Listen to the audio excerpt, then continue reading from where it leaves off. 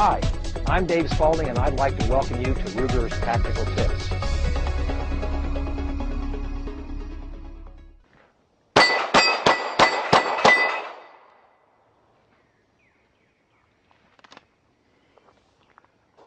What you just saw was a basic plate rack run. Probably did that in a couple of seconds, but what's great about that particular drill is it requires you to incorporate almost all of the basic fundamentals of pistol craft. Now, they're commonly called fundamentals, but the fact of the matter is that they're really essentials. You have to have these things in order to shoot a gun properly. You have to be able to have a good grip on the firearm. You have to have a good body position. And then, of course, you need to have the all-important trigger control. The very first thing we need to address is grip. Why? Because that's the human contact with the pistol.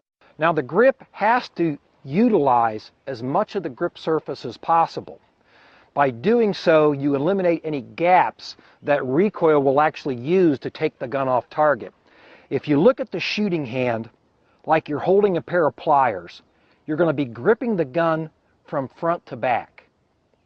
The support hand is more like squeezing a ball. It's going to be from side to side.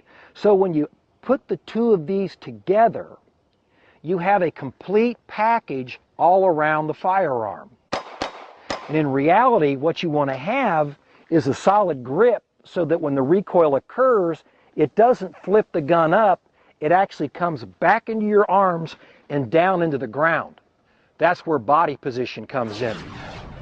A lot of people will get all bent out of shape about where their feet are. In a combat situation, your feet are going to be where they go. You're not going to have a choice.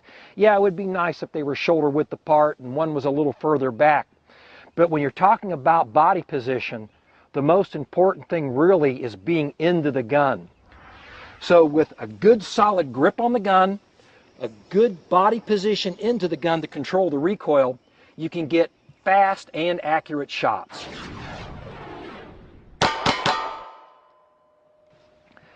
Trigger control is that one fundamental, no, that one essential that you have to have, because if you cannot control the trigger, you can't control the gun. And in reality, trigger control is weapon control. Now, one of the chief advantages of the semi-automatic pistol over the revolver is the fact that the length of trigger travel on a pistol is going to be less for the most part. There are some DA-only pistols that have long triggers. This SR9, which is a striker fire trigger, actually has a very short trigger travel. So in the case of trigger control, what you're going to do is you're going to apply the trigger finger about the middle of the tip. You'll notice that there's a gap right on the side here. If my finger was plastered next to the gun that tight, it would be very hard for me to independently move my trigger finger from the rest of my hand. So what I'm going to do is place it right in the middle of that first pad, and I'm going to consistently depress the trigger. You've probably heard of the term trigger press. Well, what press is short for is depress, which is a consistent pressure to a breaking point. And that's what we're trying to do here, depress the trigger. The only difference in trigger control for a revolver is going to be the length of travel for the trigger. As you can see, you have to do more trigger manipulation in and out in order to operate the mechanism of the trigger. But nothing really changes. You stay in contact with the trigger, you tell it how fast it goes back, how fast it goes out, how fast it goes back. If you slap onto the trigger, as you can see, you have a tendency to want to convulsively grip the whole hand. So make solid contact with the trigger, press it back, let it out, press it back, let it out, keeping control of the muzzle. Remember, trigger control is weapon control.